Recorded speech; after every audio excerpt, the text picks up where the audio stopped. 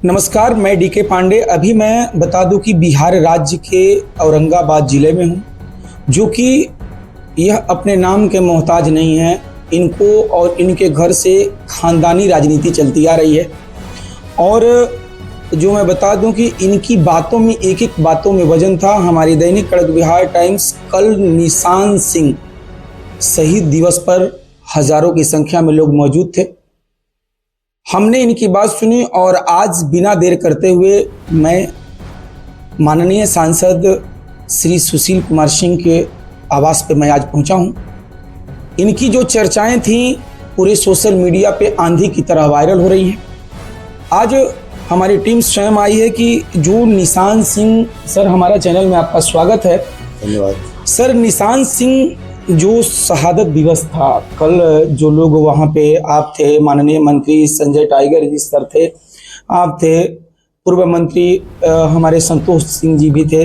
लेकिन जो मैंने कल बात सुना कि जो सासाराम पोस्ट ऑफिस चौराहा का जो नाम बदली करके रखने का, फिर गौरक्षणी का, तो ये जो बात है कैसे आपके मन में उठा कि नहीं ये करना चाहिए? नहीं, मेरे मन में ये बात बहुत पहले से थी और हम जिनके चलते हमें आज़ादी मिली, जिन क्रांतिकारियों शहीदों की शहादत के आधार पर हमारा मुल्क आज़ाद हुआ, तो हम लोगों का ये नैतिक कर्तव्य बनता है कि हम उनके प्रति सम्मान प्रदर्शित करें, उनके प्रति हम सम्मान का भाव रखें। और जब बाबू निशान सिंह के स्मारक के सौंदर्यीकरण का सवाल हुआ जो सासाराम में स्थित है, तो मैंने वहाँ अपने सांसद कोटे से, उस समय मैं एमपी था, सांसद कोटे से 7 लाख रुपए की अनुशंसा की थी बाबू निशान सिंह स्मारक स्थल के सौंदर्यीकरण के लिए, जिसका कार्य भी हुआ। तो हम ऐसे स्वतंत्रता सेनानियों, ऐसे शहीदों, ऐसे वीर पुरुष, महापुरुष और योद्धाओं के सम्मान में यदि कुछ करते हैं तो हम उनका देश के लिए किए गए एहसान को लौटा नहीं सकते, लेकिन एक छोटा सा प्रयास करते हैं उनको, उनके लिए कुछ करके। तो ये बात बहुत पहले से मेरे मन में थी, इसीलिए मैंने ये काम किया था। और कल जो एक बहुत भव्य और अच्छा कार्यक्रम हुआ, बड़ा कार्यक्रम हुआ देहरी ऑन सोर के अंदर, में कई प्रस्ताव पारित हुए। तो मैंने ही ये प्रस्ताव दिया था कि सासाराम में, जिसे पोस्ट ऑफिस मोड़ कहते हैं, उस चौराहे का नाम बाबू निशान सिंह चौक किया जाए। और सब लोगों ने सहर्ष उसका समर्थन किया और मुझे खुशी है कि वो प्रस्ताव सर्वसम्मत पारित हुआ। और अब शासन, प्रशासन, सरकार नहीं, और एक बार मंत्री जी वहाँ पे कल बोले, उनका हमारे पास रिकॉर्डिंग है कि जो उनको तोपों से गोलक्षणी मोहल्ला जो आज बसा हुआ है, तोपों से अंग्रेजों ने वहीं उनको जो है उड़ा दिया था। तो जो गोरक्षणी मोहल्ला है या चौक है या एक बहुत बड़ा आज वहाँ पे हब हो गया है, लोग जो संख्या ज़्यादा बढ़ गई है, लोग घर बना लिए। तो जहाँ जो उनका शहादत हुआ था, जहाँ वो शहीद हुए थे, वहाँ भी तो मतलब नामकरण हो सकता है। बिल्कुल हो सकता है। और बाबू निशान सिंह कोई साधारण स्वतंत्रता सेनानी नहीं थे। वो शहीद हुए, उनकी शहादत याद की जा रही है और ससम्मान याद करना भी चाहिए, वो स्मरणीय हैं।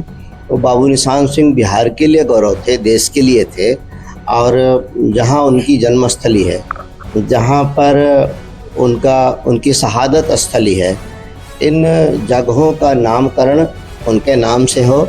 उनकी एक भव्य मूर्ति रोहतास जिले में राष्ट्रीय उच्च पथ, नेशनल हाईवे के किनारे कहीं उचित स्थान देख कर लगे, जैसे अभी सासाराम पटना सड़क बन रही है। तो जहाँ से वो शुरू होती है सड़क, वहीं पे एक अच्छा उचित स्थल देखकर वहाँ उनकी मूर्ति स्थापित की जाए। ये सारे प्रस्ताव आए हैं। मैंने एक और बात कही थी कि उनके नाम से यदि डाक टिकट अभी तक जारी नहीं हुआ, तो बाबू निशान सिंह के नाम से डाक टिकट भी जारी हो।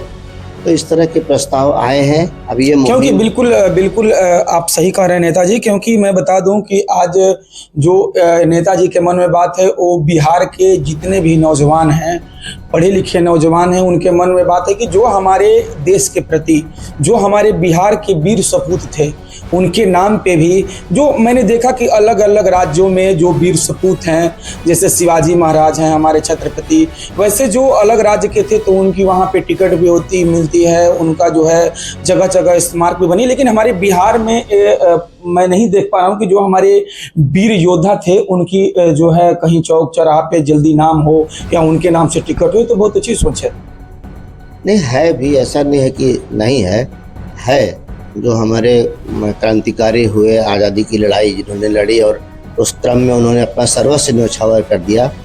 कुछ जैसे बड़े नाम हैं, जैसे बाबू वीर कुंवर सिंह हैं, चाहे और पुराने इतिहास में जाइएगा तो बिहार में बहुत सारे शहीदों की मूर्तियाँ, उनका स्मारक आदि हैं।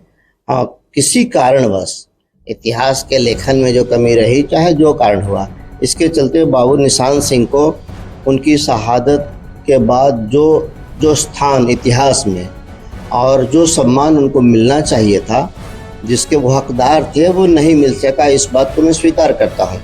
और इन सब चीज़ों के पीछे एक उद्देश्य ये भी है कि आज की युवा पीढ़ी जाने कि हमारे समाज में कैसे कैसे लोग हुए जो त्यागी बलिदानी महापुरुष हुए, जिनकी शहादत के कारण हम लोग आज आज़ाद मुल्क के नागरिक अपने आप को बड़े शान और गर्व से कहते हैं। तो नई पीढ़ी को उनके इतिहास को बताना ये भी एक उद्देश्य है, एक लक्ष्य है। और साथ ही जो हमारी भारतीय संस्कृति है, हमारी जो परंपराएं हैं, जो हमारा संस्कार है कि हम अपने पूर्वजों को ससम्मान याद करते हैं, स्मरण करते हैं। प्रतिवर्ष उनके शहादत दिवस पर, पुण्यतिथि पर या उनके जन्मदिन पर हम याद करते हैं। तो ये दोनों उद्देश्य एक साथ है। और नेताजी, अब तो निशान सिंह पे बात हो गया, मैं थोड़ा सा राजनीति पे आपसे कुछ चर्चा कर लूं। जैसे अभी बिहार में बहुत सारी जो है पार्टियां, विपक्ष पार्टी जो है इंडिया जिसको बोला जाता है, और आप एनडीए में हैं, भारतीय जनता पार्टी के एक अच्छे आप जो हैं जीत हासिल की। लेकिन अभी जो है आरजेडी में घमासान मचा हुआ है, जो कि सरकारी आवास खाली करने को लेकर। देखिए, पहले थोड़ा सा मैं आपको करेक्ट कर दूं, आप बातों के क्रम में बार बार मुझे सांसद कह दे रहे हैं। मैं अभी पूर्व सांसद हूँ, मैं अभी सांसद नहीं हूँ। खैर, ये बोलने के क्रम में हो जाता है। जी जी। ये जो आप कह रहे हैं आवास खाली करने की बात, ये कोई मुद्दा ही नहीं है, ये बेवजह का है। और हर राजनीतिज्ञों को एक आदर्श पेश करना चाहिए, क्योंकि वो अगर नेता हैं और अपने आप को समाज का नेतृत्व करता समझते या कहते हैं, तो उनको आम लोगों के सामने एक आदर्श पेश करना चाहिए, मर्यादा का पालन करना चाहिए, नियमों के अनुसार चलना चाहिए, नियमों का सम्मान करना चाहिए, कायदा कानून। जब आप अपने आप को नेता एक तरफ कहते हैं, ये जो आवास खाली करने का मुद्दा अभी चल रहा है, ये कोई मुद्दा ही नहीं है, ये समय की बर्बादी है। जो लोग पूर्व हो गए और पूर्व के आधार पर आज मुख्यमंत्री नहीं हैं, अगर वो एमएलसी हैं, तो सरकार के जो नियम हैं कि पूर्व को किस कैटेगरी का मकान मिलेगा, वो मकान सरकार ने उनको आवंटित भी कर दिया है। तो उनको तो बड़े आराम से इस घर को खाली करके उस घर में चले जाना चाहिए था। फिर तो वो तो लांछन लगा रहे हैं ना, वो तो लांछन लगा रहे हैं, बता रहे हैं कि जो मुख्यमंत्री नीतीश कुमार जी हैं वो दिल्ली में हैं, तो बिहार पटना वाला फिर खाली कर दें। देखिए, सोशल मीडिया पे कह रहे हैं। नियम और कायदे कानून के नीचे सब कोई है। फिर जीतन राम मांझी का भी नाम लिए तेजस्वी यादव। चाहे कोई हो, अगर किसी को सरकार ने मकान दिया है, आवंटित किया है, उनको भी, राबड़ी जी को भी सरकार ने आवंटित किया, लेकिन राबड़ी देवी जी की जिद है कि हम इसी घर में रहेंगे, तो ये जिद से नहीं चलता। उनको तो आदर्श पेश करना चाहिए था कि हाँ, आज मैं मुख्यमंत्री नहीं हूँ, तो सरकार ने जो आवास मुझे आवंटित किया है, मैं उसमें जा रही हूँ, इसको खाली कर रही हूँ। तो नेताओं का काम होता है आदर्श पेश करना, ताकि जनता उस पर अनुसरण करे। अगर नेता ही कायदा कानून नहीं मानेंगे, नेता ही नियम तोड़ेंगे, तो फिर आम जनता क्या करेगी? इसलिए ये कोई मुद्दा नहीं है। अच्छा होता कि वो ससमय स्वयं मकान खाली कर देती और जहाँ सरकार ने उनको एक एमएलसी के रूप में, पूर्व मुख्यमंत्री के रूप में जो घर उनको दिया है, आवंटित किया है, उसमें वो चली जाती। तो ये मुद्दा अनावश्यक है, समय की बर्बादी। अच्छा, एक लास्ट क्वेश्चन होगा। जैसे अभी बिहार में तो खैर हम लोग सोशल मीडिया पे भरोसा नहीं करते, लेकिन मैं बता दूं कि सोशल मीडिया पे लगातार खबर आ रही है कि जो हिंदू और कोई संजय आनंद जी हैं और वो डायरेक्टर हैं कोचिंग संस्थान को लेकर के 10,000 बच्चे कैंडल मार्च निकाल रहे हैं, धरना दे रहे हैं, रैली दे रहे हैं, और इसमें लगातार ऐसा लग रहा है कि कोई राजनीति बुआ रही है, क्योंकि एक पढ़ने वाले बच्चों को मोहरा बना करके और इसमें राजनीति मुद्दा पेश करना, ये कहाँ तक सत्य है सर? देखिए, मैं इसे भी एक अनावश्यक मुद्दा समझता हूँ। और सबसे तो चाहे जो भी कोचिंग संचालक हों, उनसे तो मैं ज़रूर कहूँगा कि वो लोग युवाओं को, छात्रों को अपने हित में, अपने फ़ायदे के लिए उन नौजवानों का भविष्य चौपट ना करें, उनको अनावश्यक के इस पचड़े में और झमेला में नहीं डालें। बच्चे तो बच्चे हैं, उनको इस तरह से झोंकना और उनको आंदोलन में झोंकना, कल को कोई मुकदमा होता है, उन बच्चों के चरित्र पर आँच आती है। अगर वो बच्चे नौकरी पा गए, कोई सरकारी नौकरी पा गए, बाद में पुलिस वेरिफिकेशन होता है तो पता चलता है इनके ऊपर एक मुकदमा है और वो फिर नौकरी से वंचित हो जाते हैं। तो मैं कोई भी कोचिंग संचालक हूँ, वो उनका आपसी स्पर्धा हो, उनका अपना कंपटीशन हो, वो अपने स्तर से उसको समझें, झेलें, एक दूसरे से लड़ें, क्या करें, उससे हमें मतलब नहीं है। लेकिन बच्चों को इस आग में ना झोंकें, बच्चों के भविष्य को बर्बाद ना करें। वो पढ़ा रहे हैं बच्चों को, कोचिंग उनको दे रहे हैं, तो उनके भविष्य के निर्माण के लिए वही बच्चे डॉक्टर बनेंगे, इंजीनियर बनेंगे, आईएएस, आईपीएस या बाकी सरकारी सेवक बनेंगे। लेकिन अगर बच्चे आंदोलन के क्रम में किसी मुकदमे में उनका नाम आ गया और कल को कैरेक्टर वेरिफिकेशन में उनको कैरेक्टर सर्टिफिकेट उनका नहीं बन पाता है, तो वो पाई हुई नौकरी से भी वंचित हो सकते हैं। इसलिए लेकिन बच्चे तो बच्चे होते हैं, उनको जो इस तरह से आंदोलनों में झोंकने वाले लोग हैं वो दोषी हैं।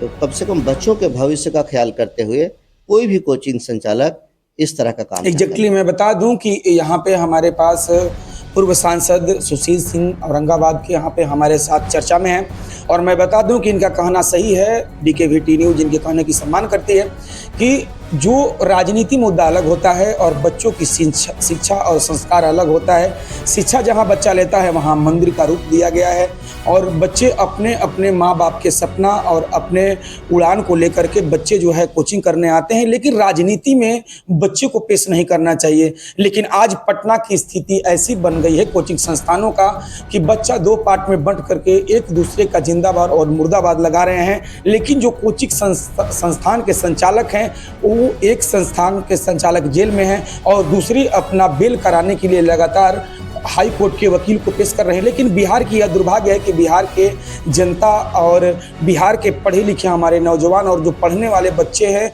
इनको आप क्या निर्देश देंगे?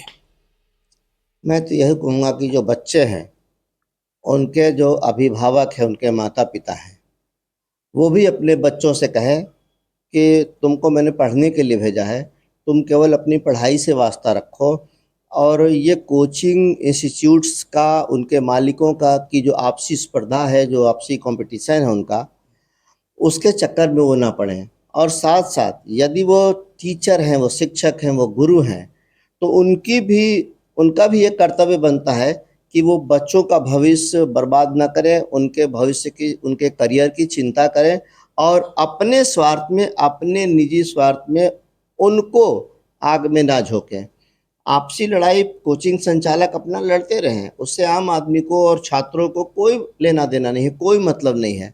लेकिन वो बच्चों को इस अपने किसी का, एक संचालक दूसरे का मुर्दाबाद कराए, वो अपना जिंदाबाद कराएं, ये चीज़ कहीं से क्षम्य नहीं है और ये अच्छा भी नहीं है।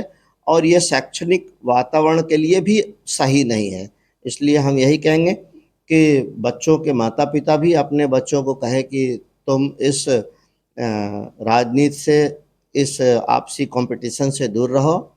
और संचालक का तो ये कर्तव्य बनता ही है कि वो बच्चों के भविष्य की चिंता करें, उनको इस आग में ना झोंके। बिल्कुल, मैं बता दूं कि यहाँ पे जो है यह बिहार के जो बच्चों की जो अभी सोशल मीडिया पे लगातार खबर चल रहा है कि बच्चे हड़ताल पे बैठे हैं, धरना पे बैठे हैं, लेकिन ये सही बात है कि बच्चों को आप उस आग में न झोंकें, बच्चे को सिर्फ शिक्षा से मतलब रखें।